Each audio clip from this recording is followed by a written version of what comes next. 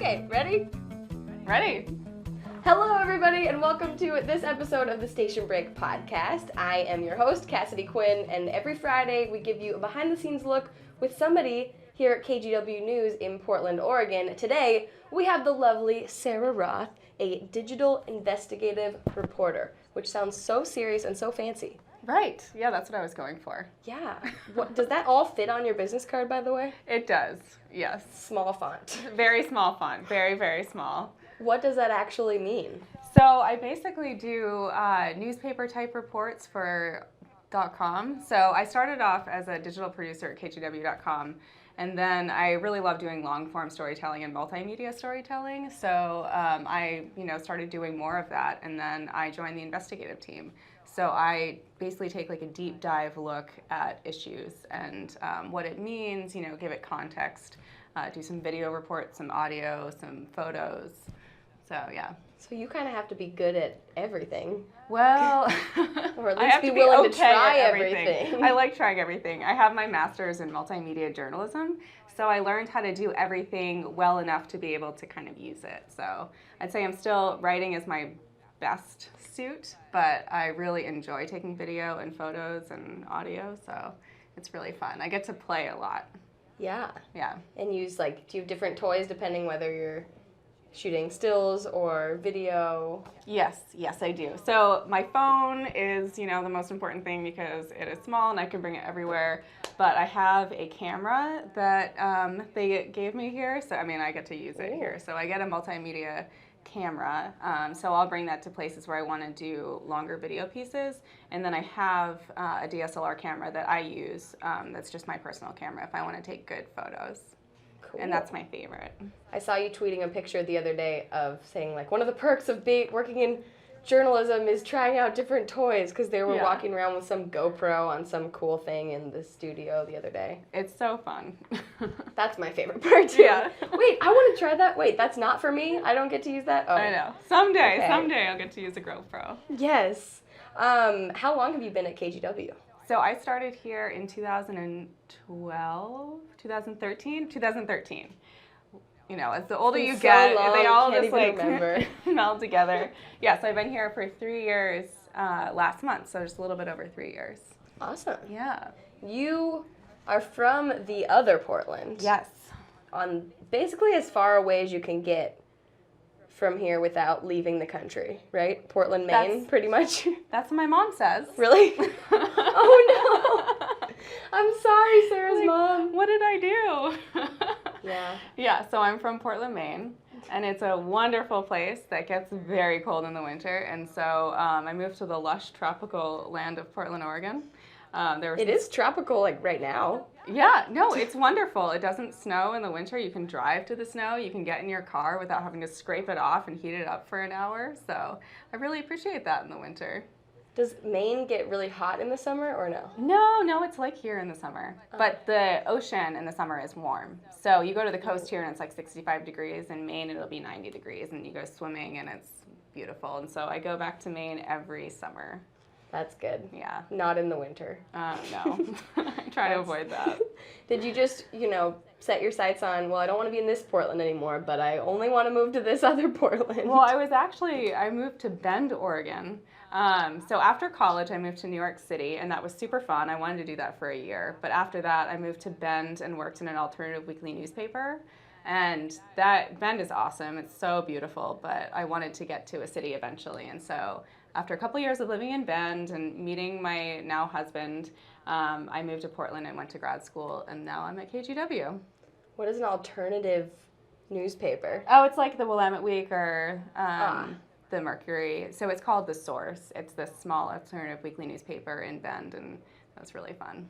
That sounds really fun. So you're mostly from more of a writing background? Yeah. So I went to undergrad at this little college called Bucknell in Pennsylvania, in Amish country. So you'd see Amish people all over the places, with their buggies and that was fun, in Walmart. And I got a degree in creative writing and philosophy. And so then I moved to New York and I worked at a magazine and did writing and editing and stuff. And yeah, writing has kind of always been my thing, but it's a digital world, so I need to be able to do everything. Have you worked at a TV station before? Oh, KGW? no. I never thought that I would work at a TV station ever. When I interviewed for this job, I literally looked up how to write for TV.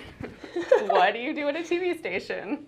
You actually Googled that? I Did you did find Google anything it. good? I did. Well, I started writing, so I interviewed for a digital job, but I had to do a writing test, and so I wrote everything in present tense because that's how you write for television, and that's actually not how you write for .com. So that was the one critique that I got. I got the job, but he said, don't write in present tense, and I was like, okay, done. Oh, you thought like, oh, I'm being ahead of the game. Right. I know what I'm doing. This TV stuff. Yeah, that is confusing. And so do you have to, if a reporter, now I think for the most part, reporters will write their own stories to go on the web. Exactly. But it used to be, when I first started here, that you guys would take the scripts from the show and then would you have to like change the tense basically? Pretty much, yeah. You'd get them in all caps and they come over with all this weird formatting, and then you'd have to go through and make basically, an Associated Press story out of it. So yeah, that's what we used to do, and now we don't do that anymore because the reporters are wonderful and write their own stories, and they're great. So we don't have to. You guys do this. Yes. We have enough work to do. Well, they know the story better than we do, so it's really great that they're able to do that. That reminds me, I need to write my story for today. Yeah, please write your story. No, you do a great job. Well, it's opposite for me because most of the reporters go out, gather their information, write their story. For me, I get a little information, write a short story, then go do the segment. Right. So it's not a super long, in-depth story like you do. So a lot of your stories are long form, right? Mm-hmm. Yeah, and I would just want to write every story, 10,000 words if I could. And so my boss kind of pulled me back, and he's like, maybe just 2,000 words this time. Is that how long? I have no idea how many words are in like a longer piece. Yeah, so my stories, when I do a long form story that I put a lot of time into, it's usually between 1,200 and 3,000 words. And that's a good amount of space to really explain what's going on and kind of get into some of the side stories and the background. It's not crazy long, like The New Yorker, which is like the gold standard for long form journalism. They have stories that are 50,000 words. So is that like your dream? Maybe. I mean, those stories, they take a long time. It's pretty stressful to work on one story that much, but yeah, I mean, I think any writer would say that working at The New Yorker would be cool. How long do you usually have to work on those stories? I'm lucky that I don't have deadlines as much. Like, I set deadlines for myself. So I'm usually working on about 5 stories at a time, and some of them are really quick. And some of them, I'll work in a story, I'll do it in a day or in a couple days, and some are a few weeks or even a couple months if I'm trying to find the right subject or find the right information. Sometimes, some things take longer than others. Wow. That's nice, though, to not have a super strict deadline. Yeah, I am pretty lucky that way, that I don't have to meet a printing deadline or something like that. But I do set deadlines for myself, or else I would never get anything done. And I set, like, the aspirational deadline that I will never meet, and then I set the real deadline. So I always blow past the aspirational deadline and then meet the real one. It's like when you set your alarm in the morning. Exactly. For me, it's like you set 2 of them before the one you actually need to wake up for. It's the snooze alarm of deadlines. Right. Can you just set it as a snooze? Like, just remind me in 2 days that it's due. That's pretty much how it works. Yeah. For your stories, are you working on them by yourself, or is there another reporter that's doing a TV version, and then how does that all work? Both. So a lot of times I work on a story by myself, or talk with my team about it, talk with my boss about it, and then sometimes I'll work with a TV reporter, so they go and do a TV version, and then I'll do the digital version. Sometimes with some of my bigger investigations, I'll spend a couple of months on a story, and then the day that it's published, a TV reporter will go out and do a television story to go with it. So there's more on TV than just like go to kgw.com to read more about this situation. Which works, but it's more like go to kgw.com. Sarah has done some really good investigating for 2 months. Aww. Go look at it. Someone was just referring to you as a rock star before we started this. So. That's not true. Digital investigative reporter / rock star. Oh, what are some examples of the different investigative stories you've done? Some examples. So I've done a lot recently with air quality and water quality because we had the lead testing issues, and then there's been some air quality issues with the Department of Environmental Quality. So I've gotten to do some cool environmental reporting, which is really interesting. I get to report on basically whatever is interesting to me and interesting to our viewers. Mm-hmm. So it has to marry that way. But I get to report. You just do something that no one else cares about? I know. I really want to do something on like ranchers in Eastern Oregon, but that's, I know. Oh. Nobody cares. Nobody here.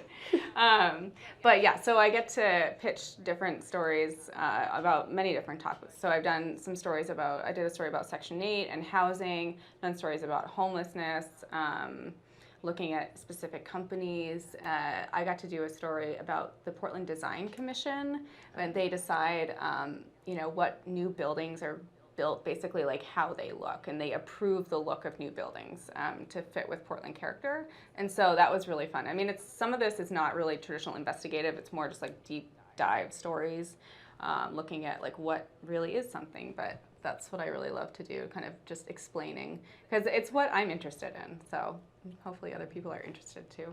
Yeah, I think people can tell if it's something you're actually interested in, or if it's just like, well, this is what they assigned me today, gotta get it done. Yeah. Check. Off the list. But everything is interesting if you look at it in a certain way. And if everything involves people, and people who want things and people who don't want things. So I think that my creative writing background is really important for that, because every story is about somebody who wants something. And so when you look at it that way, there's an interesting story everywhere. Ah, I like that. How do you usually find the stories? Do you come up with a lot of them, or do viewers send in ideas, or are you just like scrolling through Twitter and someone says something, oh, what's that about? All of that. Yeah. So we get emails from people who have really great stories. People will send us, their personal stories, and a lot of times we'll look into those. Sometimes I find stuff on social media that I think is really interesting. So I'm scrolling through Twitter and been like, oh my gosh. I look at reporting we have some really great media outlets in Portland. And so I'll look at what other people are doing and think about what other angles can I do with that story. And then, I just read a lot. And so I'll think about something and wonder if that's the case. So just, when you're a reporter, you're constantly looking for stories, and you're constantly working a little bit because you love it. So, when I'm reading on my phone at 10 at night or 7 in the morning or whatever, I'm thinking about stories. Mm-hmm. Just like you are. Yep. Yeah. You're like, wait, what's that weird cat thing that opened up? Oh, yes, add that to my list. Yeah. It's probably a little different than the things that grab your attention. Yeah, no, that grabs my attention too. Yeah. Maybe I'll do an investigative story on like a cat fashion show. That could be great. That could be great. You could investigate the cat cafe, Purrington's. Right. How many cats do they really have? There are thousands behind this. No, not really. It's How a wonderful difficult place. is it to spend 5 days straight at the cat cafe? That would be fun. You could live stream the whole thing. Yeah. 5 days. 5 days at the cat cafe. With Sara Roth. Dun, dun, dun. I think, yeah. Pulitzer, right there. Yeah. Hands down. A lot of the investigative stories are not necessarily the most positive things. Yeah. So how do are you like, when you're cold calling people or going to find people to talk to about the story, how do you make them want to talk to you? I guess that sounds weird, but depends who you're talking to. So if you're talking to like a spokesperson at an agency, it's their job to talk to you, and so hopefully they do talk to you. And with just everyday people, I think having compassion is really important. I think we do get compassion fatigue because there are tough things happening to people, and we have to talk to them about it, and we basically have to live in their world to understand it, and so it does get, it gets very sad, but it's really important to put yourself in their position, and so I think being kind is important, and compassionate, and then, people, if you explain to them the importance of telling their story and what that could do, then that's what they want. And if they're not comfortable with it, I don't like to push it. Right. I really don't. You always hear people assume, like, oh God, I hate all those news people. They're banging down doors. Like, my mom just passed away and you're banging on the door saying you have to talk to it. Like, that's not what's actually happening. No, it's not. It's not at all. I cannot picture you doing that. And I don't do that or either. anybody. Yeah, and so I don't normally do like the first response thing. If there's breaking news, I'm not talking to a parent who just lost their child. And there are people here that do that more often. And but even they're doing it nice But they're way. doing it nicely. They're very nice But like people, if someone, I don't know, lost their, is like homeless now because they can't afford their apartment because the prices are, I don't know, something. Yeah, I'm dealing with that now. There are a lot of people that don't want to talk about that when they're in a very stressful situation like that, and I'm trying to tell their story while still being respectful to them. That's a really tough situation. Yeah. How do you find the people to talk to? Because some people, like you were saying, will send in their personal stories, and then obviously you have them, but if you just have a wide topic that you're investigating, is it hard to actually find the real people that it can be really hard, but there are a lot of really great organizations here, and so the more that I get to know each organization, the more they help me find the right people.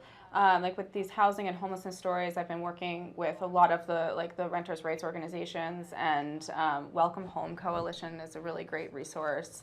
And so they are on the front lines. They see the problems. They not only tell me what the story actually is, but they can also connect me with people who are comfortable telling their stories, so I'm not just blindly walking around trying to talk to people. Although I have gone and just tried to meet people on the street, and sometimes that's successful, sometimes it's not, but you just gotta, beat the pavement. Yeah. We did that on a totally different topic last week, trying to get people in downtown to tell jokes for Red Nose Day. That was difficult. Like, everyone has some stupid joke. Yeah.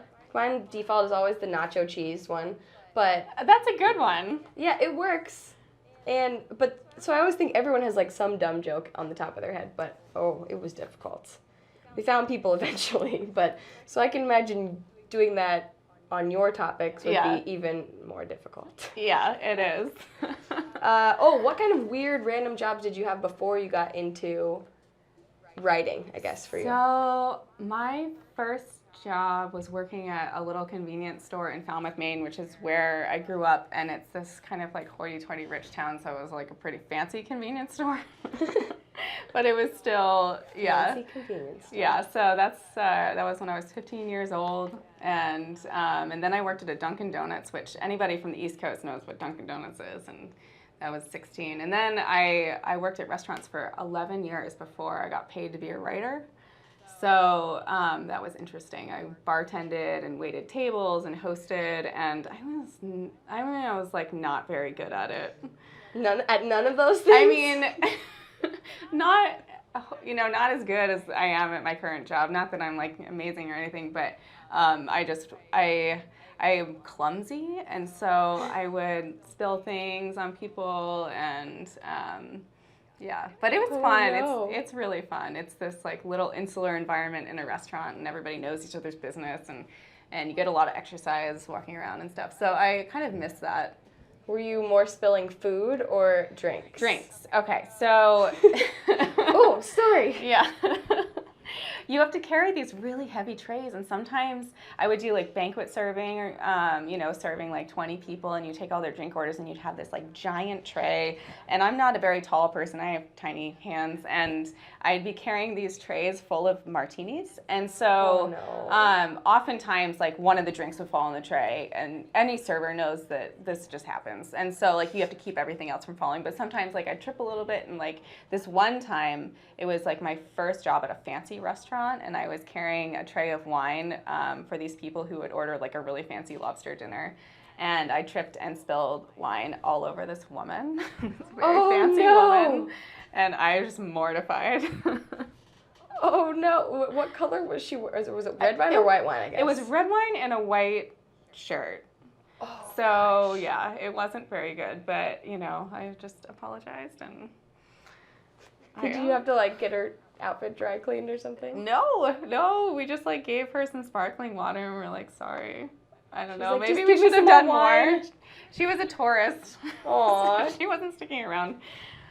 By the way, apparently one of our lights in Studio 30 here has gone out, so yeah. We've got mood lighting going on. Yeah, that's nice. We could just turn on the very bright. That's too much. No, that's too much. Too much. I'm too pale for that. Yeah. Oh, have you ever been fired from a job? I was watching your podcast and I realized that you asked people this, and everyone that I watched, people were like, "No, I've never been fired." Okay, well, the first few, everyone had a firing story, and then it got, I guess, I don't know, maybe the people that got fired were the first ones willing to be on the podcast. And then we got into this stretch, no one was fired. Yeah, okay, so here's my story. Yes. I was 18 years old, and I had gotten my first bartending job at this place called Gilbert's Chowder House in Portland, Maine. They make really good chowder. I recommend you go there. I would like some now. They have this, like, old little bar where it's the kind of bar where, like, old men drink during the day. It's, like, no pressure. But I was really bad at bartending. Nobody taught me how to do it, first of all. Second of all, I wasn't even of legal drinking age. But you can still bartend in Maine, or you were able to at that time. But I was really bad at it. Like, I couldn't really make a drink or, like, pour a beer well, and I was short, and I just was terrible. So they didn't really fire me. They just made me the takeout girl. And so they had this, like, it's like this cute bar, and then next to it was this little area where you could, like, buy souvenirs. But nobody ever came into the souvenir place. But I think that they were being nice. You know, they made me the souvenir seller person. And so I just sat around all summer reading books and eating chowder. And I actually met Billy Joel this way.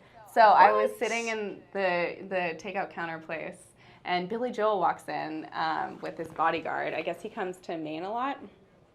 And I was reading a Stephen King book, and I'm a really big Billy Joel fan. Like, my dad indoctrinated me at 6 years old, and I can't get over it, even though I know he's kind of cheesy. So I was reading The Stand by Stephen King, and we talked about the book, and I had a heart attack. I was so excited, and he ordered a bunch of chowder and then left, and that's my celebrity story. That's crazy.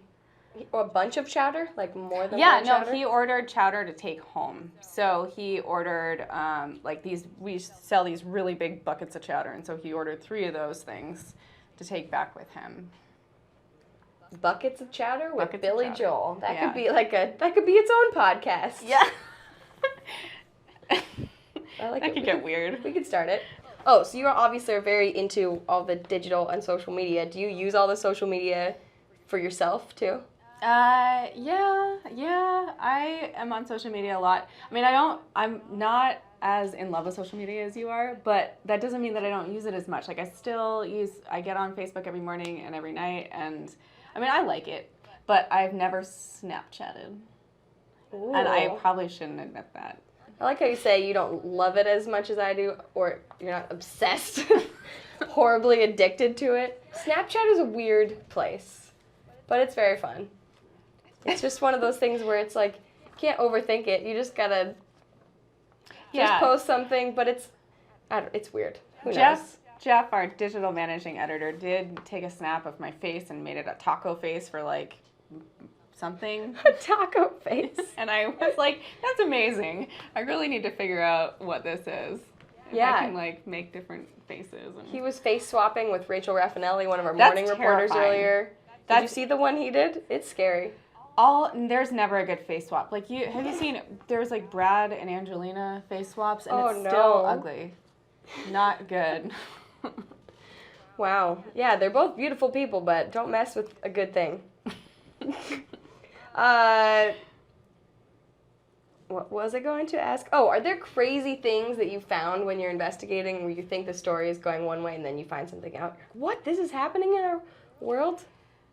Yeah, it's usually worse than what you think it is at first, especially with these air quality issues. There's not the level of transparency at some state agencies that there maybe should be. And so a lot of times you learn a little piece of information and it's like you're like chipping away, you're like an archaeologist, and then you find a dinosaur. So, which sounds great. Yeah. Yeah. So, or the elephant in the closet or whatever.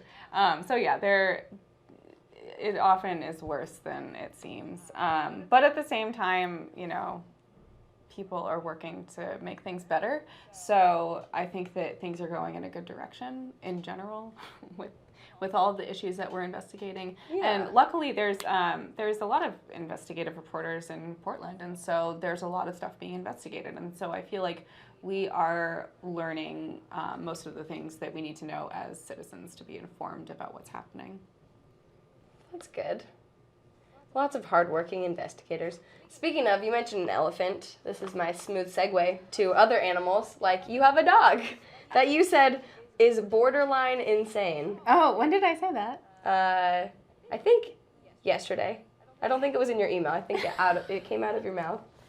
If dog is listening, what's your dog's name? Maybe. Maybe if you're listening, she loves you. I love you, Maybe.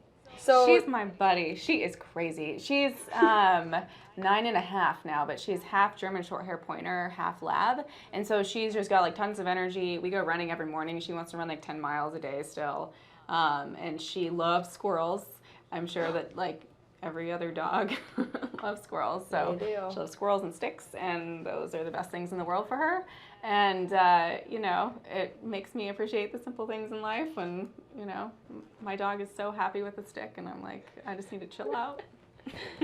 Yeah, you know, that is true. Dogs can just be, same with babies. They can be entertained by just like one little thing. Yeah. Just like, I'm gonna like hours. eat this stick and like chase a squirrel, and then I'm gonna sleep, and life is awesome. Meanwhile, I'm over there like, well, I'm watching TV, but I also need to be on my computer reading an article, and also should be on my phone playing a game. I need all of these things to entertain All the me. things. And some food, probably. Oh, look, we have more lights. Let there be light.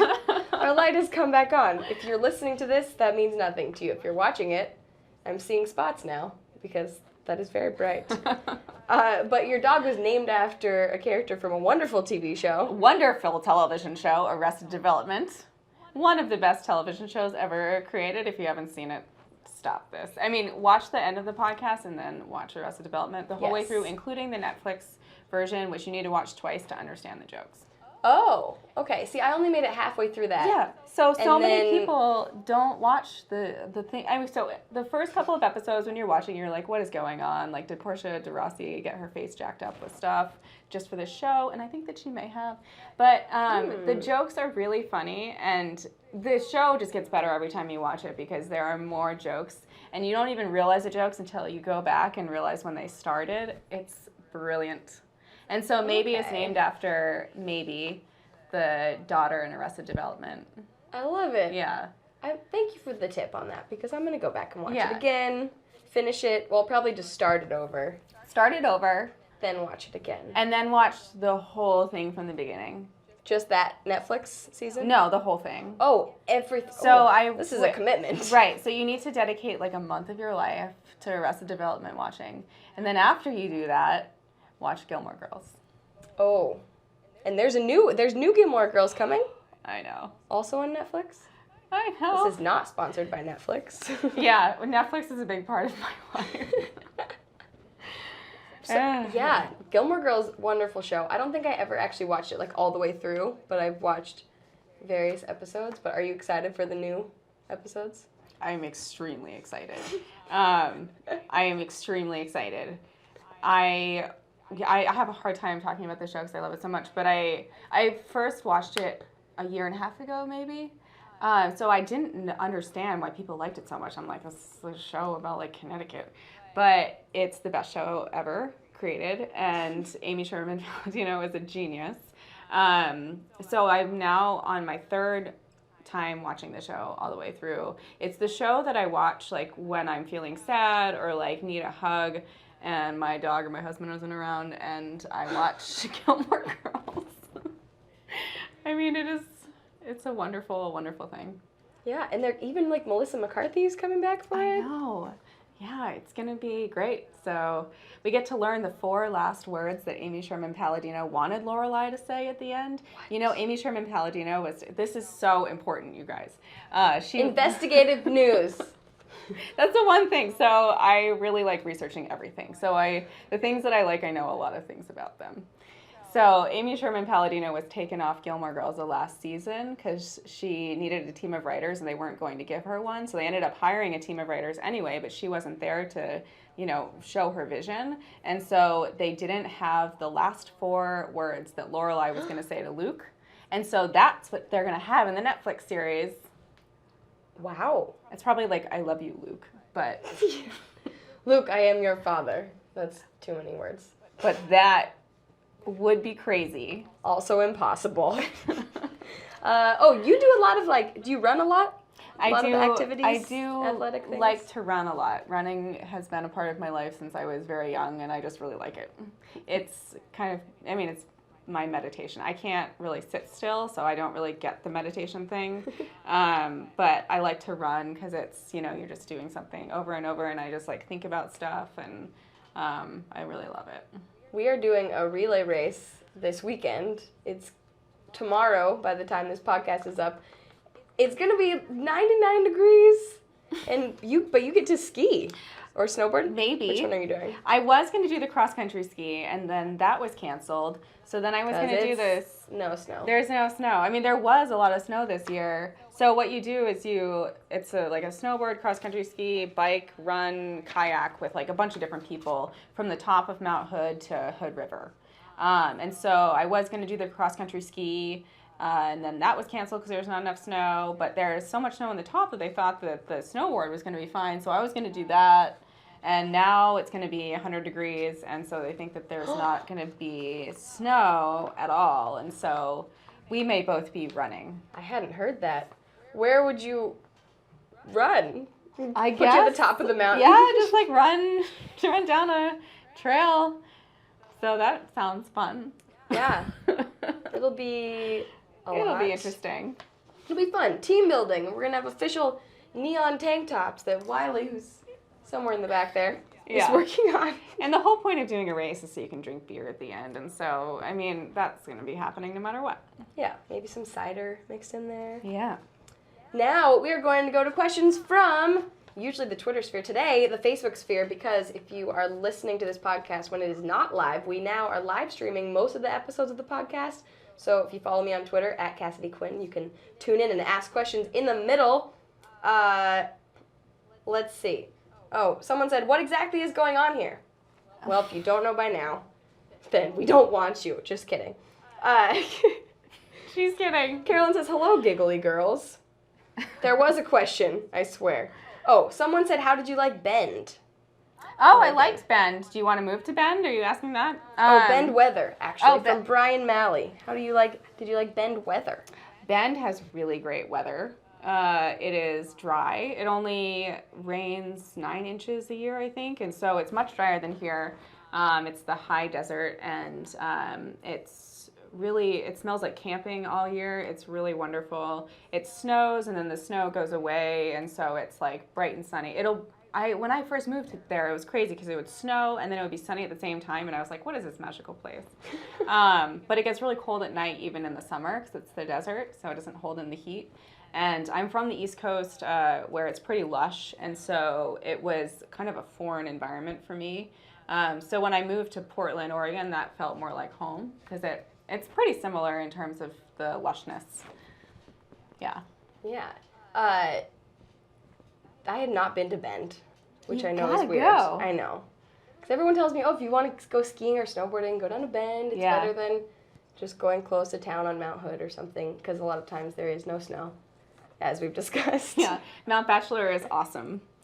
It's my favorite mountain. It's really fun. And it's half an hour from Bend, so it's this mecca for outdoors people. You can mountain bike and cross-country ski and snowboard and paddleboard and fish. I like to fish a lot. So we go there and stay with my friends now and just do all the outdoor stuff. Do you mountain bike too? No, that's the one thing I don't do. My brother does, and he's gotten hurt many times, and his friends get hurt all the time, and it's just, the other thing is that you can't do so many sports because each one costs money, and so, to really do mountain biking, you have to get a really nice mountain bike, and I'm just not gonna do that one. And you've got the huge helmet and probably pads and things to protect your whole body so you don't really hurt yourself, but... Yeah, I have gone, and it's really fun, but it's dangerous, so I'll say if I'm going to get hurt, I'd rather get hurt snowboarding. Which happens. Have Yeah. you broken any bones snowboarding? Well, knock on wood, by the way. Knock I'm not on trying to wood. jinx you. Haven't yet. I've gotten 3 concussions, but that was when I was younger, so hopefully it didn't mess things up too much. 3 concussions? Yeah. I just used to race my brother, and then, I would like flip over and hit my head, or, if you're As going... you do, casually. As you do. Or like going down the mountain, you don't strap in your back foot if you think you're just going, a little ways, and then you fall, and then your board hits you in the head. So now I have a helmet, and I am much more safe in my old age. So I don't understand why people don't wear helmets still. Some people still don't. And at this point, like, they're not super heavy. yeah, They're not super expensive. get a helmet. Get a helmet, everyone. That's one thing about working at a news station. You realize, like, safety gear is important. Get a helmet, wear your seatbelt. Wear a life jacket. Yeah. That's one that comes up Wear a a lot. life jacket, absolutely. Yeah, drive safe. Safety tips from Sarah and Cassidy. A lot of people are asking, okay, what's your opinion on Hillary Clinton? What's your opinion on Bernie Sanders? I'm not going to actually ask you your opinion. We are a news station. But what is that like in the middle of all this election stuff? Whenever a politician, any of the candidates comes to Oregon, you guys are live streaming it on the web. You're having to tweet out about it, but you can't really be partial to anybody publicly, right? Yeah, it's important to be nonpartisan. So you just try to do that. And so we try to give the candidates equal coverage, and we always hear from people who say, like, you didn't give Trump this coverage, you didn't give Hillary Clinton this coverage, you didn't give Bernie Sanders this coverage, or any of the other candidates that were running. But we feel that if we get about an equal amount of those comments, then we're doing a good job. So we just want to tell the story. If the candidate comes here, that's news, and so we cover it, and we try to give them as much coverage as we can every single time. So we have these conversations all the time on our team. Are we doing a good job providing fair coverage? And we're just hoping to do that throughout. This campaign has been different than other campaigns. The candidates are different. I mean, they're different every year, but as everybody knows, Donald Trump is a different type of candidate than what we've had in the past. And so it has created some different stories. But we're really just trying to provide a fair look at what is going on. Yeah, there's like those kind of different stories, and then there's like Bernie put a bird on it, That flying was onto the awesome. podium when he was in Portland. So you've got all kinds of things happening. Do you just hope that like something kind of viral happens? And that you're filming when it happens. Yeah. So that we were filming when the Bernie bird happened, and we captured that video right away and posted it as soon as we could. And it was I think our most looked at Facebook post of the year so far. Wow. So, yeah. Put a bird on it. Tie it all together. Portlandia, Bernie Sanders. Yeah. Perfect combination. You can't make this stuff up. For the internet. That's why I like journalism. You can't make it up. I had 2 questions I forgot to ask you earlier. Number 1, we had talked about how you bartended, but you actually make a lot of cocktails and know how to make cocktails from that. And Jeff told me that you know a lot about whiskey and scotch, yes. possibly. I know a lot about alcohol. That's one thing that bartending taught me. I feel like it comes up a lot on the podcast. Yeah. Well, we are journalists, so. I married a Scotch fanatic, and so when I first met my husband, I drank, I don't know, like Jameson or something, and he quickly stopped that. And so now I know a lot about Scotch and a lot about whiskey. He also works a lot with local whiskey makers, and so I know a lot about local whiskey. That's fun. Yeah. I always wanted to try local things, but they don't have them at a lot of bars and don't. restaurants. They so then you have to go don't, buy yeah. a bottle, which I'm not going to do that if I don't need to or Yeah. haven't tasted it. Right, exactly. So we're working on getting more local stuff. I think that, all the different companies are working on getting their stuff in bars, but there's some really good stuff happening. What kind of cocktails do you mix up? My favorite cocktail is a martini. So a Hendrix martini, dry, slightly dirty, and yeah. Fancy. So mostly just cold gin. Cold gin. Another podcast idea. Cold gin with Sara Roth. The other question I hadn't asked earlier is we talked about some of the different investigative stories that you've done and the wide range of them, but do you have any favorite stories, whether it's investigative or random creative things that you got to write about 8 years ago or something? My boss is going to cringe, but I loved the PDX carpet story. Oh. Loved it. That was one of the first long-form stories that I did here, and I love the carpet. I just think it's such a good story, and I covered when the carpet came out of Portland and kind of how, it's this tragic character who, its death wish was written after, it was going to be removed and then people became obsessed with it. So it was going to die, but people really loved it, and it's such a good story. And I love the carpet, and it's so Portland. People do love the carpet. So many pictures of people's feet on the carpet. Or their shoes. Really. I went to Revolution Hall last night, and they have a piano that has PDX carpet on it. And I really like that. I've seen that actually. Yeah. That is, I forgot that was there. It's pretty cool. It is awesome. Did you play the piano? Do you play any instruments? I do play the piano. Yeah, I didn't last night because there was somebody else playing. I guess that's understandable. But I'm classically trained on the piano. So I started playing when I was 5, and I went through high school, taking lessons every week and doing recitals and stuff, and now I just play once in a while for fun. But yeah. That's awesome. I technically learned how to play the piano, but I haven't done it in 5 million years, and I quit too early. My mom will always hate me for it. I wanted to quit when I had a Russian teacher who was really intense, and I was only in second grade, and so I would hide in the closet so I wouldn't have to go to piano lessons, but my mother still made me go, which I appreciate now. Yeah, my mom tried that, but then eventually she gave up. She's like, if you really hated this much. Yeah. I think she said I had to do it until I was 13. Oh, yeah. And then after that, I wanted to play the drums. That never happened. Oh, you should have played the drums. I know. No, I don't think any parents really want their kids to play the drums. It's so loud. But that would have been fun. Okay, the final 3 questions are would you rather questions that I have come up with. The first one, we also asked Jeff and Greg, other digital team people, including your boss, who I think just walked behind us a moment ago. Would you rather have the KGW website crash and not work for an entire day, or for a day have multiple typos in every story that gets posted? That's terrible.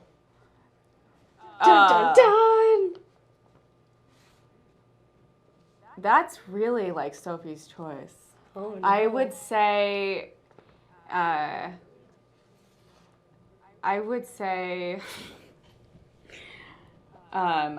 multiple typos. Multiple Begrudgingly. Typos. Yeah, typos are a struggle. They are a struggle, but so typos happen. Typos are just something that happens, and we really work hard not to let that happen, but it'll still happen sometimes because humans are not perfect. So just know that we're working on fixing all of our typos all the time. Mm-hmm. What do you do? Do people outside tell you when you have a typo? Because I'll read things on different news websites, and I see a typo, but I know I'm not the first person to notice it, so I'm always like, should I comment saying something, or is that just obnoxious? Are they gonna hate me? Have 10 people, has their boss already sent them a note you have a typo? Luckily, we don't have a boss that sends those types of notes, but that's all. Just you have a typo. Sometimes people will comment on Facebook, and that's actually, it can be helpful because we fix it right away. But then if we get 20 people saying, "Hey, you forgot the word and then that's not the conversation that we really were striving for on Facebook. So we appreciate the direct message, direct email. And there's a couple people that actually just look at our articles and email us if they see any typos, and that's actually pretty helpful. That's awesome. Yeah. Well, and also, if someone told you there's a typo and you went and fixed it, it would still take a few minutes to update on the website, right? Exactly. So 5 million people could still be commenting, you missed a word, you missed a letter, but you already fixed it, so. Right. I can see how that would be frustrating. Yeah, that is frustrating, and sometimes it takes longer for stuff to update than other times, so sometimes it takes like 20 minutes, and that's frustrating, but we're working on it. At least on the website you can fix it, because Yeah. on TV people will be like, oh, you spelled something wrong in the lower third text on the screen. You're like, well, there's nothing I can do. That is just going to be on the internet. I think when I first started, I think it was like affect, like the wrong, like effect or affect, and I think I did the wrong one, and oh gosh. I knew it was wrong, but it was 4 a.m. 4 a.m? It was on the Sunrise show, so God. it's like that. It's not an excuse. People function that early in the morning at the news station all the time. I don't know how you guys do the Sunrise show. That's crazy. Yeah, I have to do it tomorrow. It's gonna be great. If I wake up in time. No, we're knocking on wood again. Yeah. Multiple alarms. Would you rather never have KGW be able to use Twitter again, but all the other stations can still use Twitter, or have KGW not be able to use Facebook again? Twitter. I would prefer KGW to be able to use Facebook. We get a lot more traffic from Facebook. Hi, Facebook people. Yes. Still got a few people watching the live stream. Yeah. Thanks, 10 people, 9 people. Oh. There's millions, okay? Yeah, I prefer to be able to use Facebook because that's it's just a better tool for us in terms of engagement. And I love Twitter too, but we just don't get as much traffic from Twitter. So, yeah. Well, that's it. You're not using Twitter again. Just kidding. Final one. Would you rather have to anchor an entire newscast by yourself? Saw the color drop off out of Sarah's face.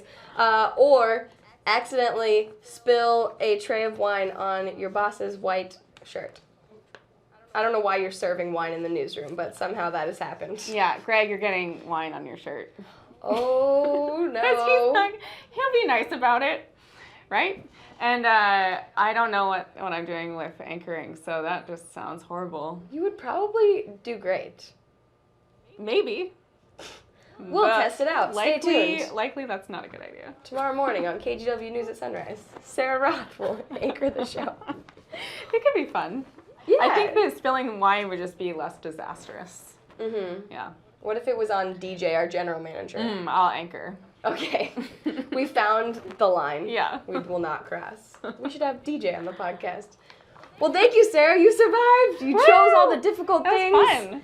Do you have any final words for the internet, the podcast sphere? Thanks for having me. I appreciate it. It was not as scary as I thought it was going to be. Oh, so. yay. Not as scary as your investigations. That's my new tagline. I'll do anything that's not as scary as that. No, but you will do that. So, anyways, thank you everybody for watching or listening. Again, you can find the video episodes at kgw.com or on KGW's YouTube channel. You can listen to the podcast on SoundCloud and iTunes, and we'll be back with another episode next Friday. You can always tweet me at Cassidy Quinn with the hashtag StationBreakKGW if you have a suggestion of whose wonderful face and voice you'd like to have on the podcast next, or if you have a question. And yes, we are now live streaming most of the episodes on my Facebook page, so just find KGW page and you can find us. We'll see you next week. Thank you, Sarah. Thank you. Bye. Bye.